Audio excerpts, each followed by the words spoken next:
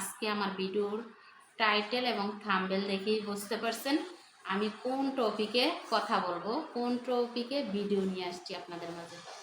আসসালামু আলাইকুম, কেমন আছেন আপনারা সবাই? আশা করছি সবাই ভালো আছেন। আল্লাহ তাআলার অশেষ রহমতে আলহামদুলিল্লাহ আমিও ভালো আছি। তো বিয়ে করছিল সুখে থাকার জন্য, ভালো থাকার জন্য। কি সুখ হইল? ভালো থাকা হইল? ভালো থাকতে পারে?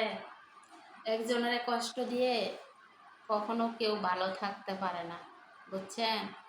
তো যাই হোক, আপনাদের সাথে কথা কিছু কিছু শেয়ার করি।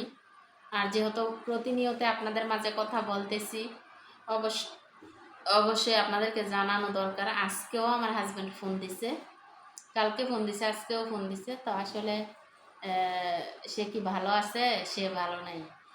আর যে ভালো থাকাটার জন্য বিয়ে করছিল, আসলে মনের আশাটা পূরণ হয় নাই।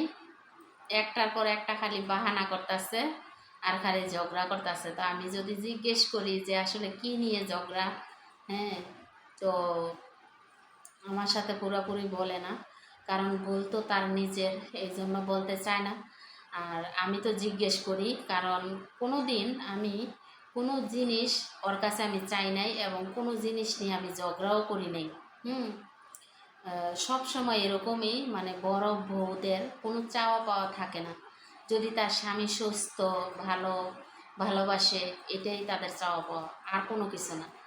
আর এই যে এখন যেই ভালো থাকার জন্য, যেই সুখের জন্য ছোট বউ আনছিল, বিয়ে করছিল, তো আসলে কি সুখে থাকা হলো? সুখে থাকা হয় নাই, বুঝছেন?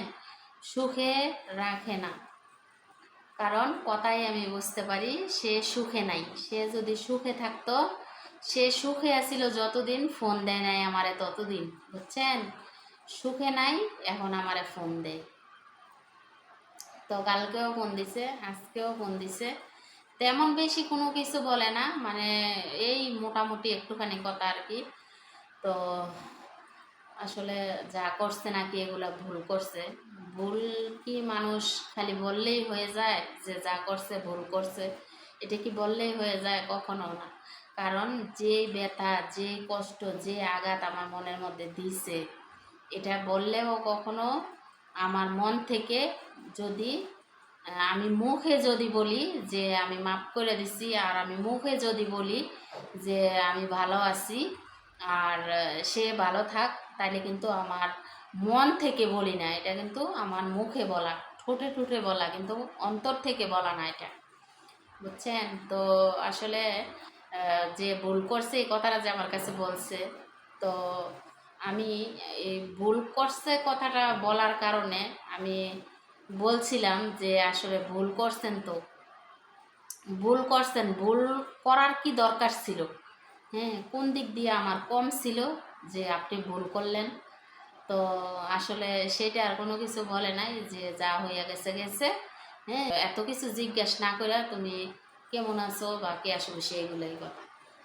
তো আসলে একটা স্বামী যখন তার স্ত্রীর ভরণ পোষণ না দেয়, খোঁজ খবর না নেয়, বুঝতেই পারেন তাইলে তার বউ কী খায়, কীভাবে বাঁচে, কীভাবে চলে, বা স্বামীর উপর কতটুক তার কষ্ট থাকতে পারে মনের মধ্যে। তো এটাই আর কি, আমার মনের মধ্যে এমন কষ্ট। ফোন দেয় নাই, খোঁজ খবর নেয় নাই, টাকা পয়সা দেয় না, তারপর কি খাই কি না এগুলো খোঁজ খবর নেয় না। আমি যদিও বলি মাফ করে দিই, রেখে মাপ হইব কোনো দিন? কোনো দিনও না। কারণ সে তো তার যে কর্তব্য, তার যে কর্তব্য সে তো এটা করে নাই, তাহলে কিভাবে মাপ পাইব? পাইতো না। তো যাই হোক, সব কিছু মিলিয়ে মানে আজকেও ফোন দেওয়া, আজকেও ফোন দিয়ে মানে এই কথাই, সে সুখে নাই, সে ভালো নাই। এত বেশি কথা বলার দরকার নাই। আমি সুখে নাই, আমি ভালো নাই, আমি কেমন আছি, হ্যাঁ, বা তুমি কেমন আছো, আমার ছেলে মেয়ে কেমন আছে, এটা জানার জন্য ফোন দিছি, এতটুকুই, তার চেয়ে বেশি আর কোনো কিছু না। হ্যাঁ, তুমি আমি দেখি কি করা যায়। আমি আর কয়েক বছর বিদেশ করে একবার আয়া পড়বো। তো কয়েক বছর কি, 5 বছর না 2 বছর না 1 বছর না 3 বছর, সেটা জানি না, কিন্তু এটা বলছে যে আমি কয়েক বছর বিদেশ কইরা তারপর বাংলাদেশে আসতেছি। তো কয়েক বছর কি, এই যে বাড়ির থেকে এসে গেছে না, 3 বছর কিন্তু হয়ে গেছে, বুঝছেন নি? 3 বছর হয়েছে। আর এদিক দিয়ে কিন্তু ছেলে মেয়ে ওর জন্য পাগল হয়ে রয়েছে যে কখন আব্বু বাড়িতে আসবো।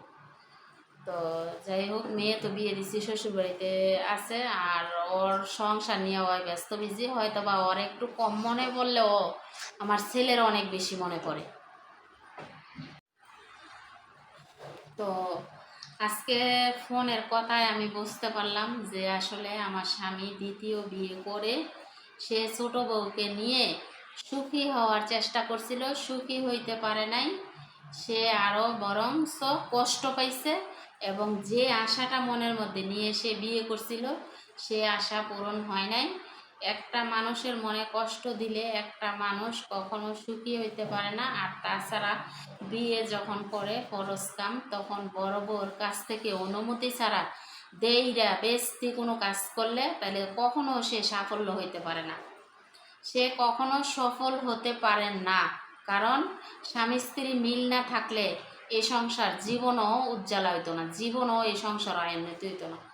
আর যদি স্বামী স্ত্রী মিল থাকে, রিক্সা চালায়ও যদি বাদ খায়, এই সংসারটার মধ্যে মিল আছে। কারণ কি জানেন নেই, ওই যে স্বামী স্ত্রী মিল, এই কারণে। তো সে আমার সাথে যেমন ব্যবহার করে, সে আমার সাথে মিলে জিলে চলে না, বা কোনো খোঁজ খবর নেয় না, ফোন টোন দেয় না।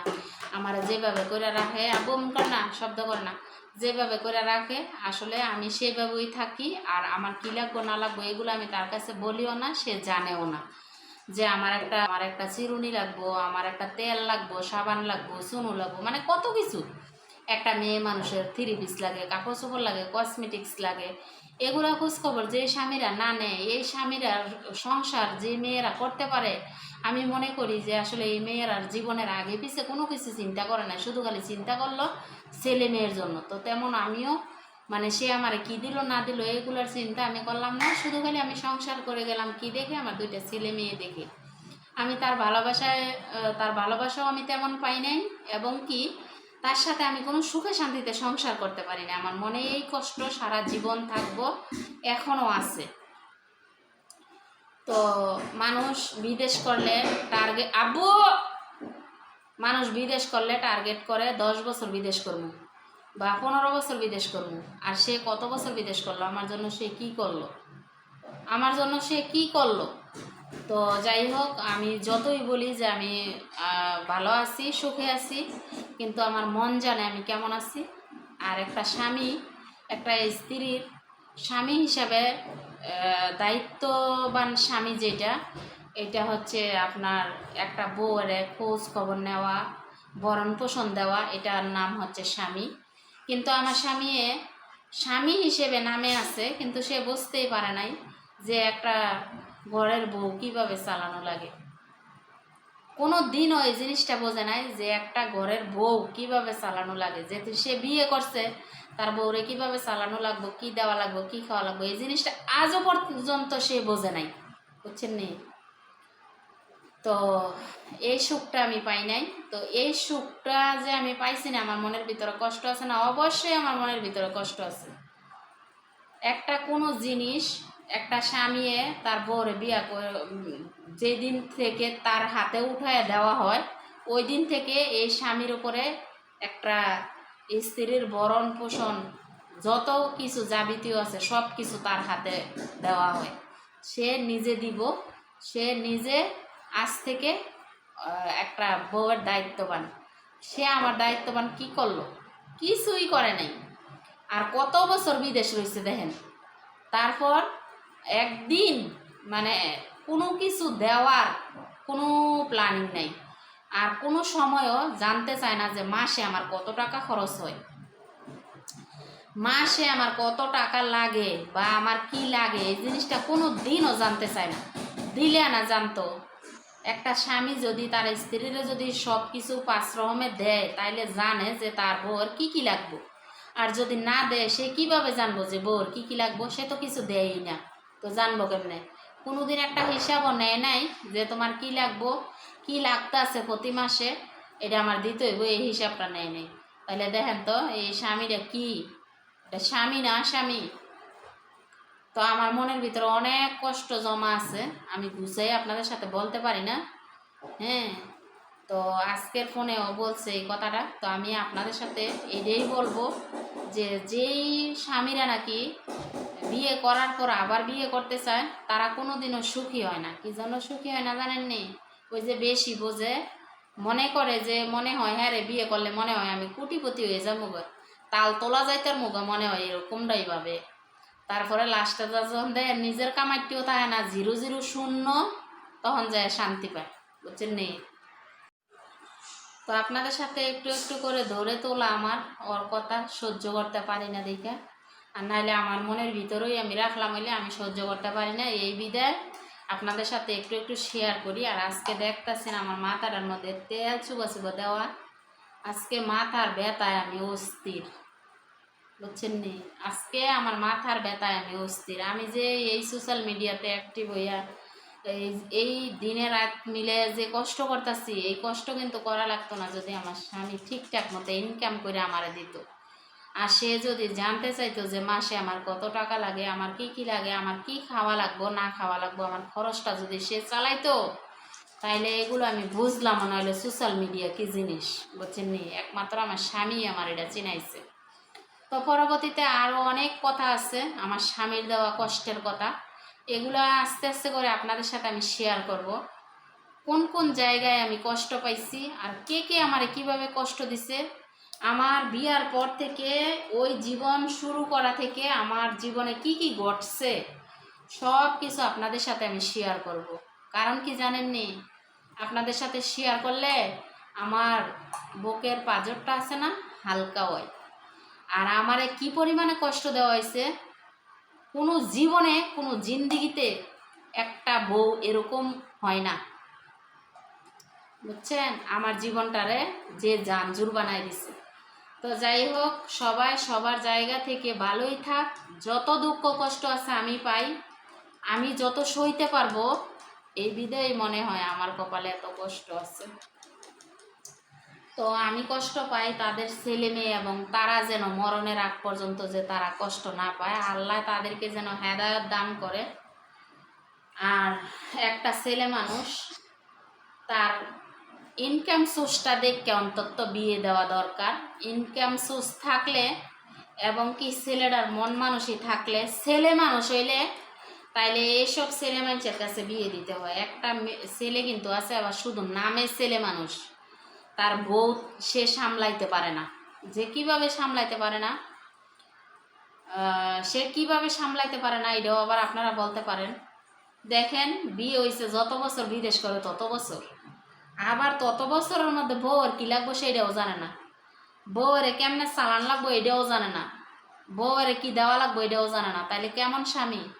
এমন স্বামীরা তো জীবনে যেন কোনো নারী না করে যে আমার শত্রু। তার জন্য আমি দোয়া করি আল্লাহ যে একটা পুরুষ মানুষের মতো পুরুষ মানুষের হয়ে যে একটা নারীর হাতে পড়ে, এবং স্বামীর মতো স্বামী হয়ে যে একটা নারীরে বিয়ে করে নেয়।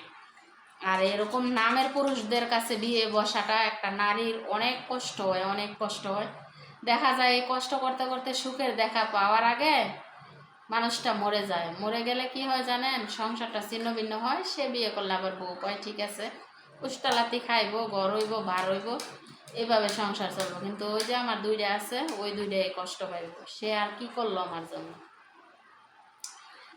তো আমি হাত জোর করে বলবো, কোনো দিন একটা ছেলে মানুষের মতো ছেলে মানুষ হয়ে কামাই রুজি করে ইনকাম করে প্রবাসী জীবন শেষ করে তারপর বিয়ে শাদী করবেন। আর যদি প্রবাসী জীবন করেনও, আমি দেখি না আমার মতো এমন প্রবাসী স্বামী কারো আছে। আমি দেখি অনেক মানুষ 2 বছর 1 বছর পর পর বাংলাদেশে আসতেছে, বা 3 বছর পরও আসতেছে, বউয়ের জন্য বিদেশ করতেছে, যত টাকা পয়সা লাগে দিতেছে, কাপড় লতা খাওয়ান খোরাকি সব কিছু। কিন্তু আমার মতো এমন স্বামীর বিদেশ কেউ করে না।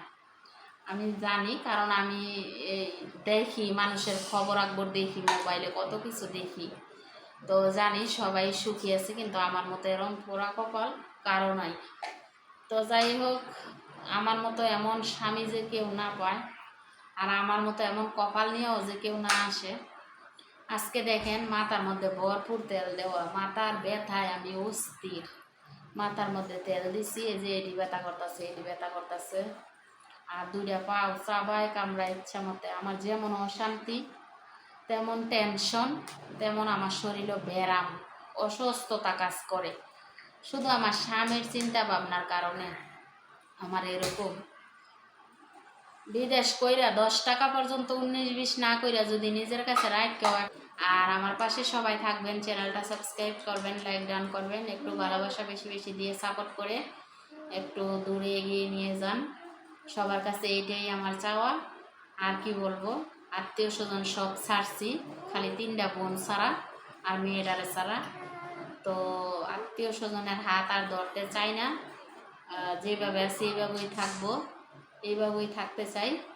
হ্যাঁ, তো সবাই ভালো থাকবেন, সুস্থ থাকবেন। আজকের ভিডিওটা এখানেই শেষ করছি। আল্লাহ হাফেজ।